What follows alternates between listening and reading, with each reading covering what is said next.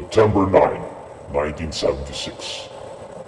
Chairman Mao died. China mourned for the loss of their beloved leader. But while grief spread all over China, a new flicker was being reignited somewhere in China. A flame that was put out during the Cultural Revolution. That flame was Deng Xiaoping. Who in the heaven's name is this newbie? He's not a newbie. He was one of the members of the Communist Party that Mao intimidated during the Cultural Revolution. Most probably the most fitting and worthy person to challenge Mao's leadership. He was famous for liberalizing the economy of China through his open door policy that probably led to China's economic boom now. Affirmative. At his emergence in 1978, several key projects of the past administration was simply cancelled. Though no official reason was disclosed publicly other than these being unnecessary, we can infer that it might have been either politically motivated or simply cost-cutting. Package projects like the Fanxi ABM anti-ballistic missile system, Xianfeng anti-missile supergun, and the 7010 tracking radar, which is an early warning device for hostile ICBMs, were just thrown away despite its apparent defense necessity, although some of these components were slowly being developed. It can be observed that most of these projects that were cancelled were related to national defense in character.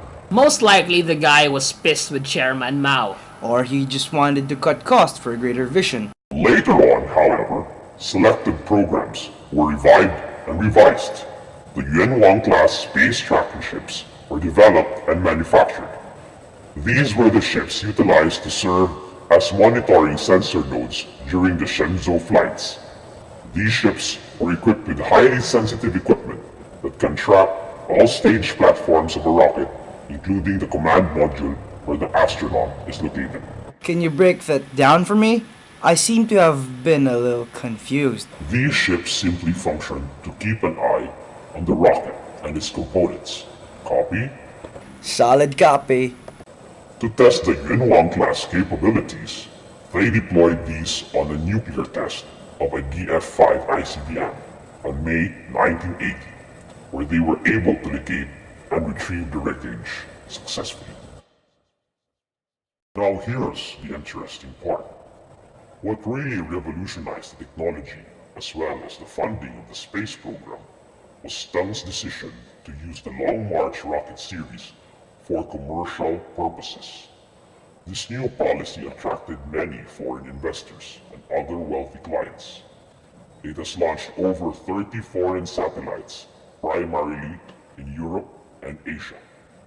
Take note, these launches are the most critical aspect in their space program, since it involved a foreign policy. In comparison to the time of Mao, this type of policy would have never been conceived. Allowing Western capitalist institutions to utilize Chinese people's technology would have tantamounted to treachery.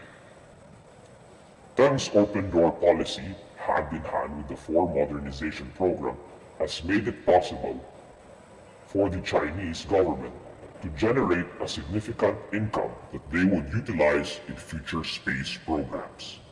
In the late 60s, when Russia and the US were contemplating on the SALT, Strategic Arms Limitation talks, there was a fad of nuclear arms reduction programs, and one of its products was the Outer Space Treaty in 1967, where China signed and ratified. What in the heaven's name is the Outer Space Treaty? I've never heard of it. Even if there was such, could it be considered as a foreign policy or is it exopolitics? I'm still confused. Well, I'll start by differentiating both. Foreign policy is something that deals with other states in multiple matters, such that even space exploration, which many countries are interested in, can also be a subject of discussion. Exopolitics, however, is still an emerging field because it deals with the possibility of an extraterrestrial contact and how to deal with them. That is, however, far from our subject of inquiry. Ah, I see. So what about the Outer Space Treaty? The Outer Space Treaty basically lay out conditions that the participating state parties have to abide by when they engage in space exploration. It roughly shows the basic legal frameworks of international space law. For example, in Article 4, it stipulates that the moon or other celestial bodies shall only be used for peaceful purposes. Thus, it prohibits any military installations and military exercise in any celestial body, but it does not state the prohibition of installing conventional weapons in orbit. Hence, one could still launch a nuke from an orbital satellite or a space station like what you see on Halo Reach. That's so awesome! Play that again. Death from above, man! This treaty was followed up by the Moon Treaty of 1979, where China only signed but did not ratify, and then the Space Preservation Treaty.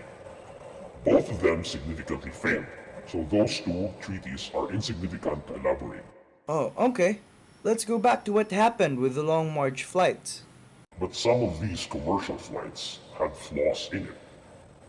Because these flights were geared on market orientation, the quality control for a relatively big demand at a limited time was affected.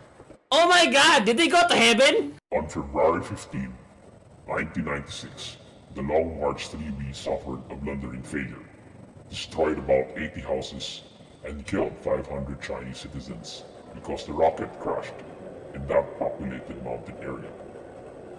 But the economic momentum propelled by this industry must not be hampered, and so the program must continue. Simultaneous to the Long March series, several proposed space projects were presented. Among them were Project 863-204 and 205, which consisted of a manned spacecraft used to ferry crews to a space station. But both were rejected, and only minor components were utilized. On June 1993, the China Aerospace Industry Corporation, also known as the National Space Bureau, was established in Beijing. They were responsible for the continuation of the Long March rocket's development and the Shenzhou program. The overarching program that later launched Shenzhou 1 on 1999, marking the 50th year of the PRC. Several modifications eventually led it to the apex of Chinese space program, which was Shenzhou 5, where they were able to send a manned mission to orbit. Yang Yiwei was the operative for this mission, and he carried out all procedures successfully. The next notable mission was Shenzhou 7, where China became the third country to master EVA, the extravehicular activity. Extra what? The moonwalk, dummy. That was more like a space float.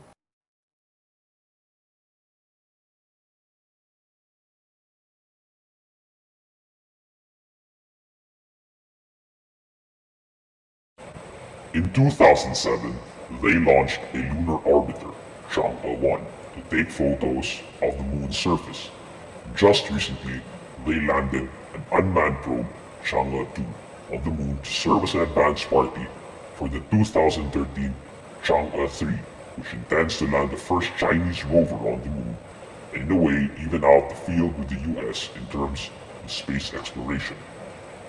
I think you both are familiar with this project. Yeah. That's what we read on Yahoo News a while ago. The Chang'e program, named after the mythical Chinese goddess who went to the moon, is an intensive program that succeeded Project 921, initially known as the Space Capsule Program, and popularly known as the Shenzhou Program.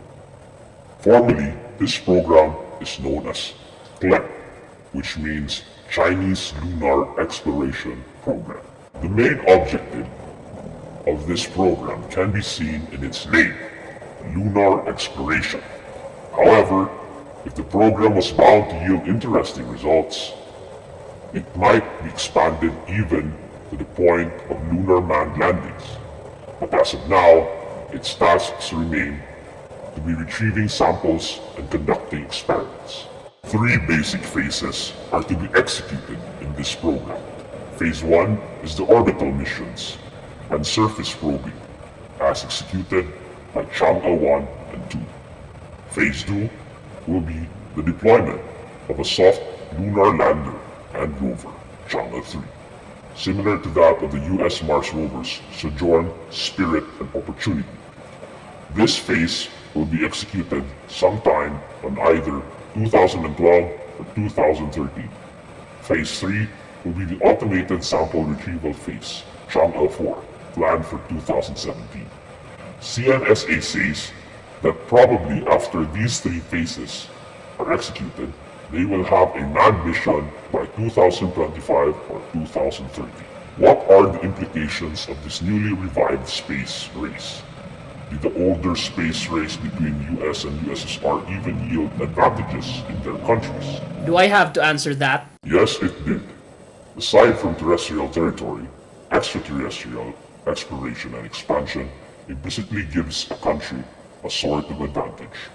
Take for instance, the space at the Earth's immediate orbit grants a country communication capabilities, bird's eye view perspective of a rival country, and a space-based weapons capability, as was the case with the US in using the SR-71 Blackbird back in the 70s. Now that's a classic aircraft. Before the B-2 stealth bomber, this was the hottest weapon in the arsenal of the US Air Force. But wait, there's more. Beyond that was said, is there any other significance? I don't know. Yes, again. The underlying reason why space explorations have been heavily funded by different states is caused by the reality that the Earth will not last forever. Ergo, human beings will end with it if nothing is done.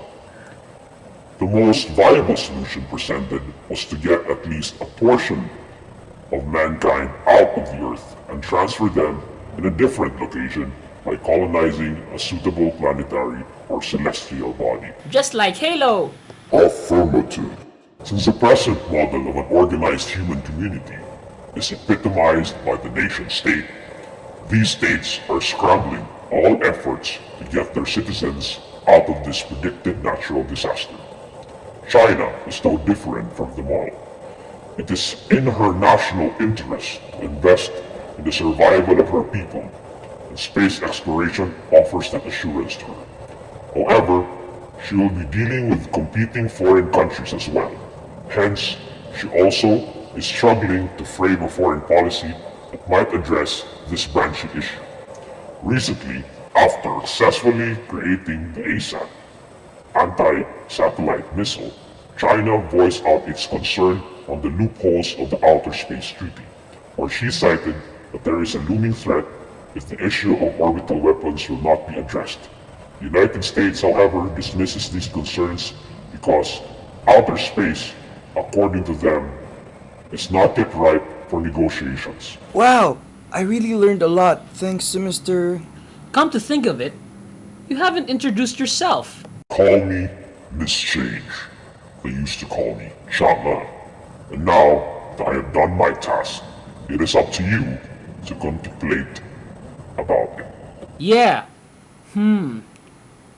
Gee, I hope the Philippine Republic will achieve those kinds of feats soon. Well, thank you very much. How do we get back home? 5, 4, 3, 2, 1. Blast off! Get up, bitch.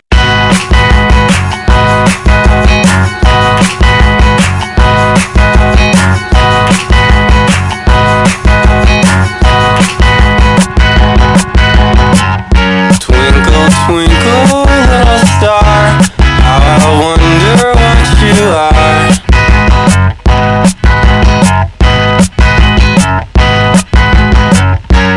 There's a million little lights when the sky